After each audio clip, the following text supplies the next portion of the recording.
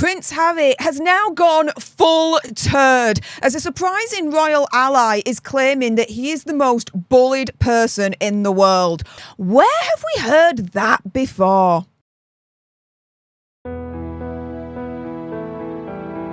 Let's call this a modern fairy tale. What could possibly go wrong? They have proven themselves to be liars. Why are they talking about race? How you don't have your daddy at your wedding? I want to be near them. I want to be a part of their life. What you're doing to your father's not right. She wanted her privacy invaded. There were women who worked for her who were absolutely broken by her. Just by existing, we were upsetting the dynamic of the hierarchy. He has become a traitor. Who are their friends now? The fairy tale has fractured. They would change the world.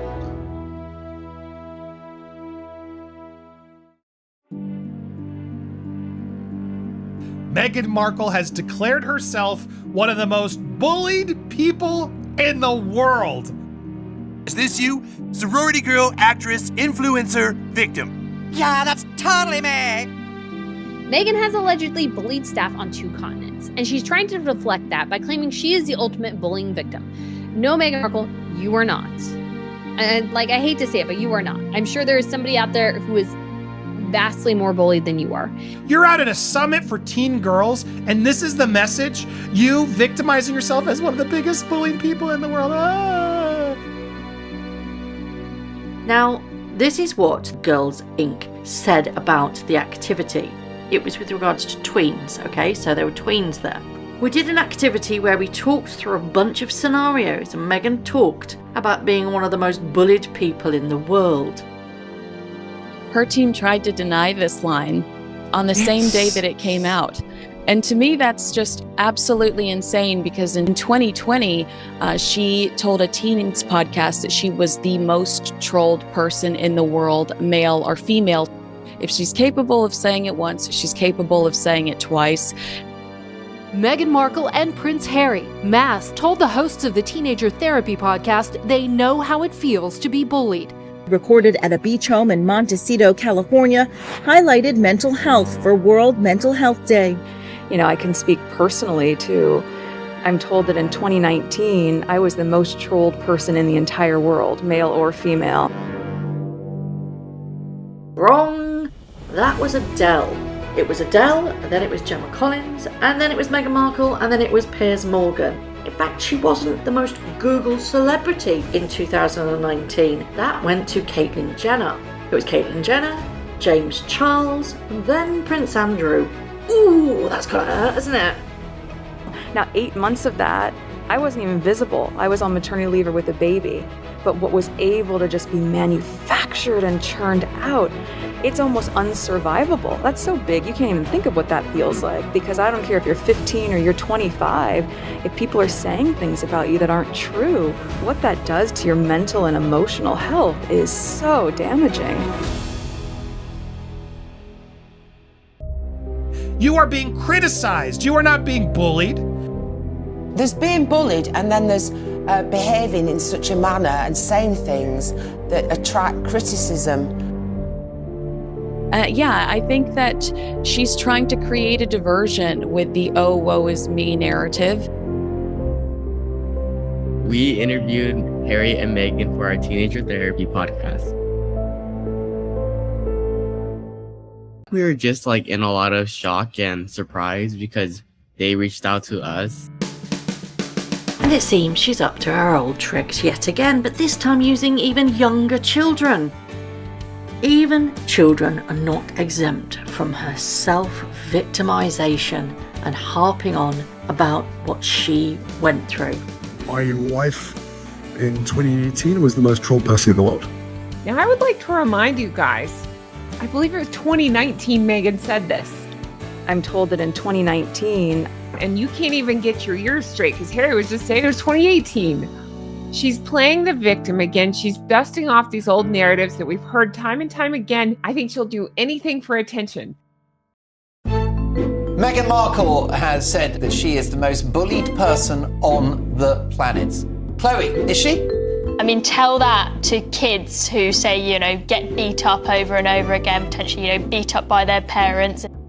I do think there's something really off about going and talking to young girls, going and talking to young people and saying, pity me.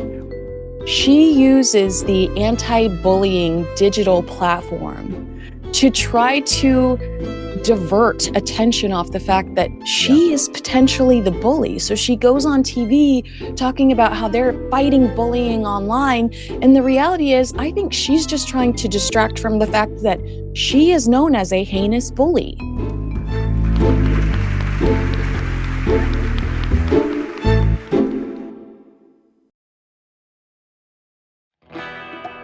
Meghan, we're so excited to have you here today. Thank you. And I first want to just say congratulations to you on everything that you've done and everything that you're doing. Congratulations, Meghan, on marrying a prince and doing the biggest cash and carry con job on the British royal family, and that's the reason why you're sitting there on stage. Thank you, I appreciate that. You found the most eligible bachelor on earth. She's like, I think I met someone and it's Prince Harry. And we have a photo from that moment. I want to talk about you as a founder, as a CEO, as an innovator, as a creator, as an investor.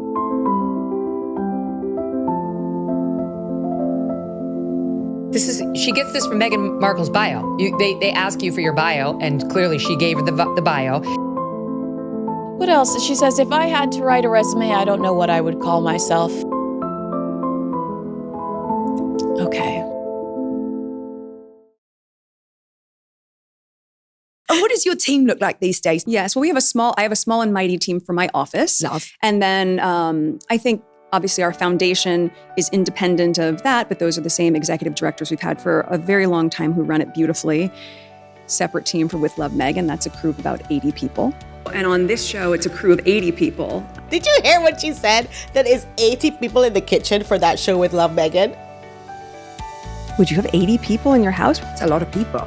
It's a crew of 80 people. It's a lot of people.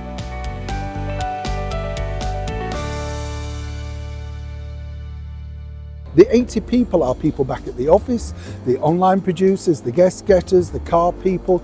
Yes, there's a big crew, but they're not all with you in that kitchen. So there's a lot of different teams, and at the same time, my core team that sits around me for all of the projects is, you know, very, very strong, savvy women. So Meghan is here with two people that work for her, but lists them on this mockumentary as friends. She at least credited Daniel Martin as the makeup artist, but failed to acknowledge Mandana Dayani as Archwell CEO or president. I think always credit where credit's due. Even though at the time she was president of Archwell.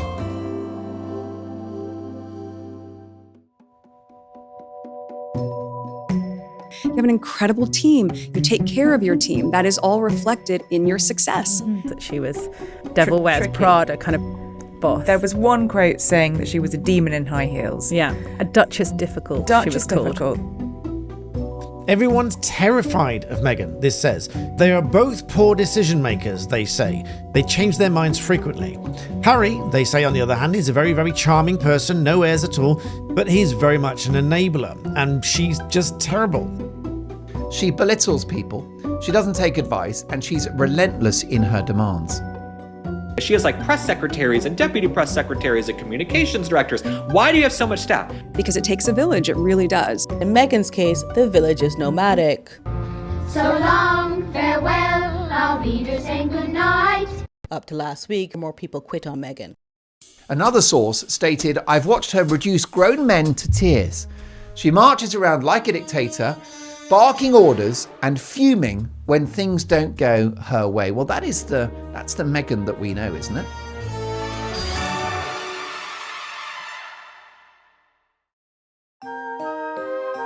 And just when we thought things may have settled a bit, there's news this week that the Sussexes are parting way with another 6 staff. With one source claiming they got through employees as quick as normal people get through toilet paper. As long as you find the people, right? You find great you just got to find great people and get out of their way. Nothing says that you're impossible to work for than constantly cycling through various members of staff. The couple have cut ties with their communications team. Well, how are they getting anything out then? There we go. Now it's being reported that the total tally of staff the couple has lost or let go since they quit as working royals back in 2020 is up to 25 people, with some departures not even yet publicized. How do you even run through 25 people? Harry and Meghan have now lost Kyle Boulia, their Los Angeles-based deputy press secretary, Charlie Gibson, who had been serving as the couple's European communications director, Jisha Tank, Archwell's director of communications, and Leanne Cashin, formerly head of operations at Archwell. Not to mention the personal assistant and Meghan's social media manager. More than 2.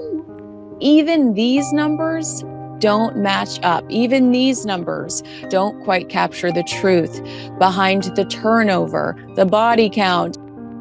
You only hear about the professional positions, but the household staff departures are much higher. It actually became kind of comical because during a certain period, it felt like every week there was someone new who left.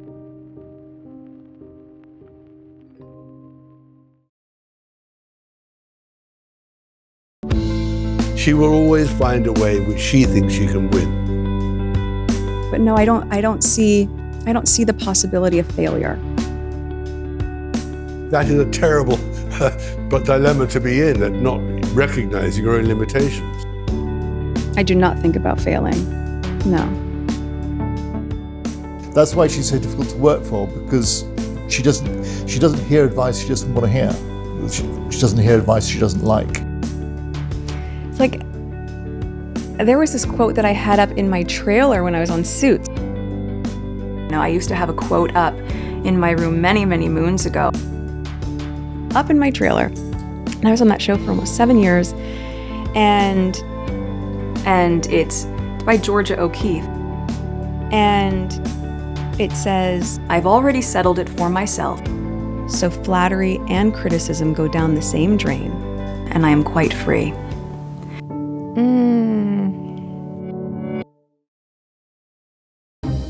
Is there any part of you that feels any sense of imposter syndrome? Do you ever sit back and get overwhelmed by how big the opportunity is and then, Imposter syndrome is when you're posturing as though you know everything. Let's have a little look at the definition of imposter syndrome.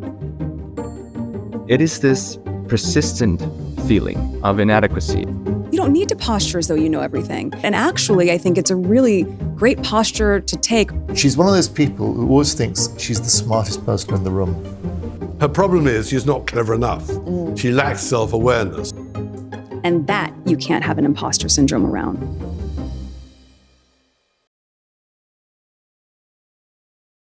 Tom Quinn's explosive new book spoke to dozens of staffers, and they said Meghan Markle has a messiah complex.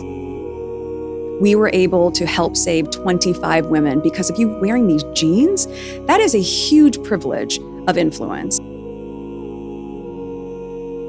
And it was the first time that I felt like someone